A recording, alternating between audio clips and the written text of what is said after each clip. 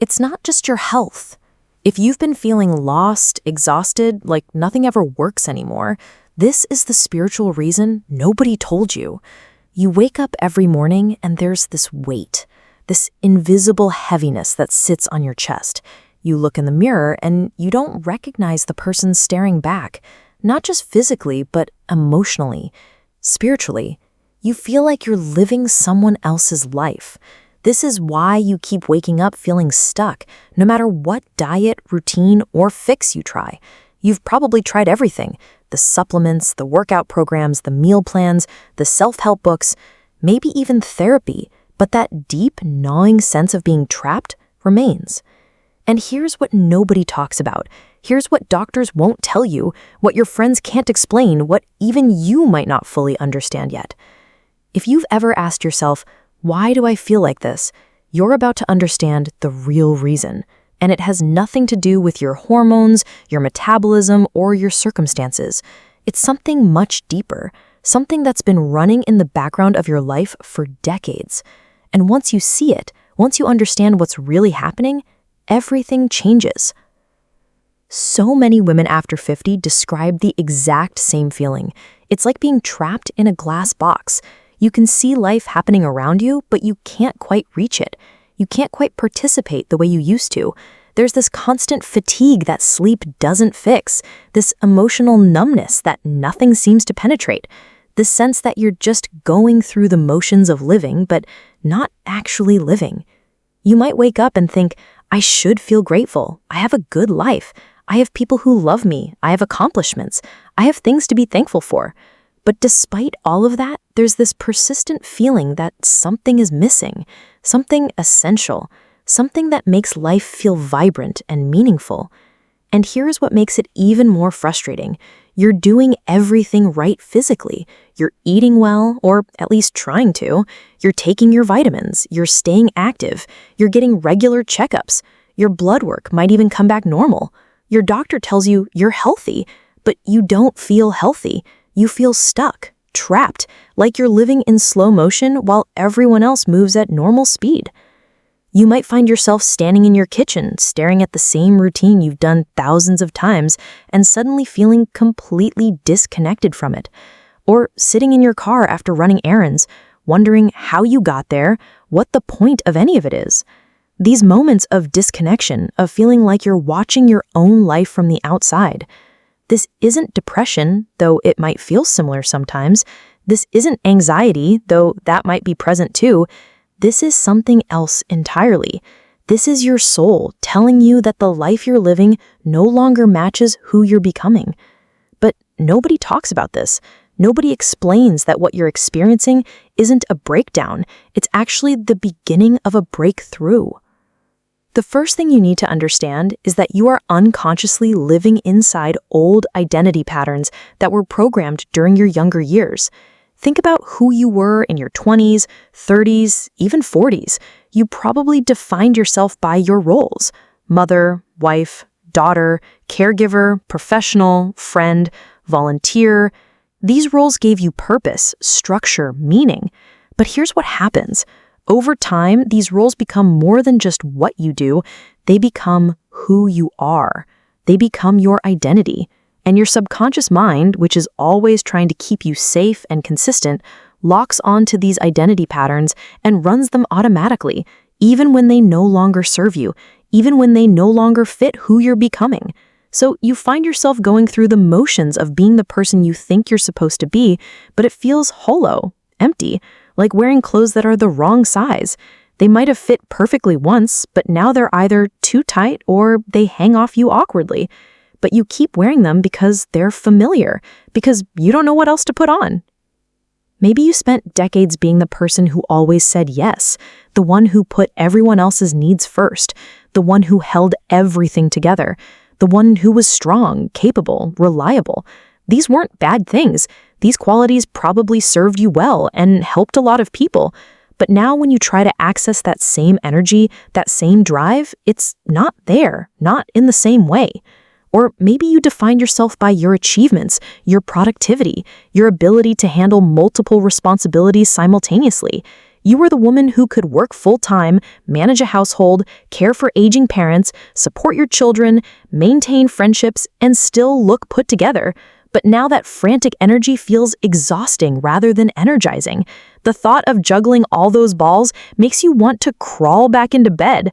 This misalignment between who you used to be and who you're becoming creates a specific kind of emotional heaviness. It's like your soul is wearing a costume that no longer fits. And that misalignment manifests as low motivation, mental exhaustion, and a persistent sense that you're not living authentically. Your subconscious mind is incredibly powerful. It runs most of your automatic behaviors, your emotional responses, your default ways of thinking, and it's been programmed with decades of conditioning about who you are and how you should show up in the world. But what worked for you at 30 might not work for you at 50. What felt authentic and energizing then might feel forced and draining now. The woman you were when you were raising young children, building a career, or caring for aging parents, she served her purpose beautifully, but you're not that woman anymore. You've grown, you've evolved, you've gained wisdom and perspective, you've experienced loss and change and transformation, but your subconscious programming hasn't caught up yet. So you have this internal conflict happening. Part of you knows you're ready for something different, something more aligned with who you're becoming, but another part of you is still running the old programs, still trying to be the person you used to be. And that conflict creates this feeling of being stuck, of not quite fitting anywhere. The solution starts with awareness. Begin noticing the stories you tell yourself about who you have to be. When you catch yourself thinking, I should be more productive, or I should want to do this, or I should feel grateful, ask yourself, says who? Whose voice is that? Is that really your authentic voice, or is that programming from an earlier version of yourself?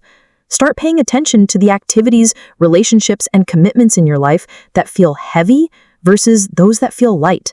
The heavy ones are often connected to old identity patterns that no longer serve you. The light ones are breadcrumbs, leading you to your next chapter. This brings us to the second major factor keeping you stuck. Your nervous system is holding unprocessed stress and trauma patterns that have been wired in over decades. Now, when I say trauma, I don't necessarily mean big dramatic events, though those certainly count. I'm talking about the accumulated stress of living, the small disappointments, the chronic overwhelm, the times you had to be strong when you wanted to fall apart. Your nervous system, which includes your brain, your spinal cord, and all the nerves throughout your body, is constantly scanning for threats and trying to keep you safe. It's an incredibly sophisticated system that's designed to help you survive. But it's also a system that holds memory. It remembers every time you felt unsafe, overwhelmed, or threatened, and it creates patterns based on those memories. Over the years, if you've experienced chronic stress, if you've been in survival mode for extended periods, if you've had to suppress your emotions to get through difficult situations, your nervous system develops protective patterns. It might keep you in a state of hypervigilance, always scanning for the next problem to solve. Or it might shut you down, numbing you to protect you from feeling too much. These patterns were adaptive when they developed. They helped you cope with whatever you were facing at the time. But now they're running automatically, even when there's no immediate threat. Your nervous system might be stuck in fight, flight, or freeze mode, even when you're supposedly relaxing on your couch. This is why you might feel anxious for no apparent reason, or exhausted even after a full night's sleep, or emotionally numb when you want to feel connected. Your nervous system is using enormous amounts of energy to maintain these protective patterns, leaving you feeling depleted and disconnected. The fight response might show up as irritability, impatience, or feeling overwhelmed by small tasks. The flight response might manifest as restlessness, difficulty concentrating, or always feeling like you need to be doing something. The freeze response often feels like emotional numbness, difficulty making decisions, or feeling stuck and unable to move forward. And here's the crucial part. The body cannot heal when the nervous system feels unsafe. If your nervous system is stuck in a protective state, it diverts energy away from healing, digestion, immune function, and cellular repair. It prioritizes immediate survival over long-term health and vitality. This is why you can do everything right nutritionally and still feel terrible. This is why you can get adequate sleep and still wake up exhausted. This is why you can take all the right supplements and still feel depleted. If your nervous system doesn't feel safe, your body won't fully relax into healing and restoration. But here's the good news. Your nervous system is adaptable. It can learn new patterns. It can remember what safety feels like. And one of the most powerful tools for retraining your nervous system is breathwork. Conscious breathing sends a direct signal to your nervous system that you are safe right now. When you breathe slowly and deeply, you activate the parasympathetic nervous system, which is responsible for rest, healing, and restoration. Even just 5 minutes of conscious breathing can shift your entire physiology. It can move you out of fight, flight, or freeze and into a state of calm alertness. Start with something simple. Breathe in for 4 counts, hold for 4 counts, breathe out for 6 counts. The longer exhale is key because it activates the vagus nerve, which is like the brake pedal for your stress response. Do this for just 5 minutes each morning and notice how it affects your energy, your mood, your sense of connection to yourself. The third thing that's keeping you stuck is a fundamental misunderstanding about what's happening to you right now. Society has labeled what you're experiencing as a midlife crisis. But spiritually, what you're going through isn't a crisis at all. It's actually a rebirth. It's a sacred passage. It's your soul's way of saying, it's time to let go of what no longer aligns so you can step into who you are becoming. In many indigenous cultures, there are specific rituals and ceremonies to mark these transitions. There's recognition that life moves in cycles and that the transition from one phase to another is sacred and important. But in our culture, we pathologize it. We treat it like a problem to be solved rather than a natural and necessary part of human development. What you're experiencing isn't a breakdown. It's a breakthrough waiting to happen. It's your authentic self trying to emerge from underneath all the layers of conditioning, expectations, and old identities. But that emergence requires space. It requires room to breathe, to grow, to unfold. And here's where many women get stuck. Your physical and energetic space is cluttered. I'm talking about clutter on multiple levels. Physical clutter in your home and environment, mental clutter in the form of too many commitments, obligations, and responsibilities, emotional clutter from unprocessed feelings and unfinished business, energetic clutter from relationships and activities that drain rather than nourish you. This clutter blocks the natural process of transformation that wants to happen. It's like trying to plant a garden in soil that's packed with debris. The new growth can't push through. There's no room for it to take root and flourish. Think about your physical environment, your home, your car, your workspace. Are they filled with things that represent who you used to be rather than who you're becoming? Are you surrounded by objects that carry the energy of old versions of yourself? Are you holding on to things out of obligation or guilt rather than joy and authenticity? Every item in your space carries energy. It carries memory. It carries association. And if most of your possessions are connected to old identities, old relationships, old versions of yourself, they're anchoring you to the past rather than supporting your evolution into the future. The same is true for your schedule, your commitments, your relationships. Are you saying yes to things because you think you should, because you always have, because people expect it of you? Are you maintaining relationships that drain your energy rather than replenish it?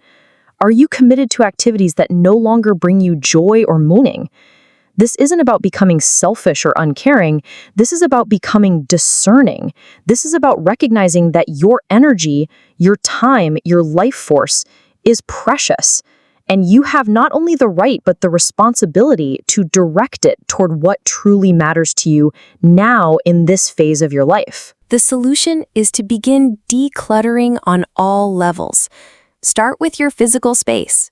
Choose one area, maybe a closet or drawer, and go through it mindfully. Hold each item and ask yourself, Does this represent who I am now or who I used to be? Does this bring me joy or am I keeping it out of obligation? Does this support the life I want to create or is it anchoring me to the past? This isn't about throwing everything away or living in an empty space. This is about curating your environment so that it reflects and supports who you're becoming. Keep the things that feel alive, that spark something in you, that represent the life you want to create. Release the things that feel heavy, obligatory, or connected to versions of yourself you've outgrown. Do the same with your schedule. Look at your commitments, your regular activities, your routine obligations.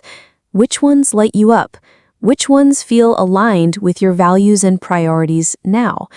Which ones are you doing because you think you should, because you've always done them, because other people expect it? It's okay to let go of commitments that no longer serve you. It's okay to disappoint people if it means living more authentically. It's okay to change your mind about what matters to you. Growth requires release. You can't hold on to everything from your past and still have room for your future. This process of decluttering, of releasing what no longer serves you, creates space for the new version of yourself to emerge. It's like cleaning out a closet so you can see what clothes you actually have, what fits, what you love, what you want to wear moving forward. But this process can feel scary. It can feel like you're losing yourself, losing your identity, losing your connections. Your ego, the part of your mind that's invested in keeping you safe and consistent, will resist this process. It will tell you that you need to hold on to everything, that you can't change, that this is just who you are. But that's not true. You are not your possessions. You are not your old roles. You are not your past identities. You are a dynamic, evolving being who has the capacity to grow and change throughout your entire life. And what feels like loss in the beginning actually becomes freedom. As you release what no longer serves you, you'll start to feel lighter, more spacious, more available to discover what wants to emerge. You'll have more energy because you're not maintaining things that drain you. You'll have more clarity because there's less noise, less distraction, less clutter blocking your view of what really matters. This is when the magic happens. This is when you start to glimpse the person you're becoming. She's been there all along, waiting underneath the layers of conditioning and old identities. But she needed space to breathe, to stretch, to unfold. And as she emerges, as you start living more authentically, more aligned with who you really are, everything changes. Your energy returns, but it's different now. It's not the frantic energy of your younger years. It's a more sustainable, more centered kind of vitality. Your relationships deepen because you're showing up as your authentic self, rather than playing roles. Your sense of purpose clarifies because you're no longer trying to be someone you're not. You start to understand that what felt like being stuck was actually your soul's way of getting your attention. It was saying, stop, look around. Notice that the life you're living doesn't match who you're becoming. It's time to make some changes. This is the spiritual reason you've been feeling stuck. Not because there's something wrong with you, but because there's something right with you. Your soul knows you're ready for more. Ready for deeper authenticity, greater alignment, more meaningful expression of who you really are. You are not broken. You are not behind. You are not failing at life. You are being called to step into a new chapter, a freer, lighter, more authentic version of yourself. The woman you're becoming has been waiting patiently for you to create space for her to emerge. And here's what's beautiful about this process. As you do this inner work, as you release the old patterns and identities that no longer serve you, as you heal your nervous system and create space for your authentic self to emerge, something remarkable happens. When you fix the inside, the outside transforms. Your energy shifts. Your presence changes. You start showing up differently in the world. People notice. They see a lightness in your eyes, a clarity in your voice, a groundedness in your being that wasn't there before. You stop trying so hard to be perfect and start allowing yourself to be real. And real is magnetic. Your body responds to this internal shift too. When your nervous system feels safe, when you're living authentically, when you're not constantly fighting against yourself, your body can finally relax into healing. Chronic tension releases, sleep improves, digestion works better, your skin has a different quality. There's a vitality that comes from living in alignment with your truth. This is why all the external fixes you've tried haven't worked. You can't solve a spiritual misalignment with physical solutions alone. You have to address the root cause, which is living out of alignment with who you really are. But when you do address it, when you do this deeper work of releasing old patterns and identities that no longer serve you and create space for your authentic self to emerge, the changes ripple out into every area of your life. Your relationships improve because you're no longer trying to be who you think others want you to be. Your work becomes more fulfilling because you're bringing your real self to it. Your daily life feels more meaningful because you're living from your truth rather than from obligation. This is your invitation. This is your moment, not to fix yourself because you're not broken, but to free yourself, to release the old patterns, identities, and clutter that's been keeping your authentic self hidden, to create space for the woman you're becoming to fully emerge. The feeling of being stuck isn't a life sentence. It's a doorway, and you're standing right in front of it. All you have to do is walk through. And when you're ready to transform how you look and feel, when you're ready to reverse the aging you see, watch the next video to discover the specific strategies that will help you look as vibrant on the outside as you feel on the inside.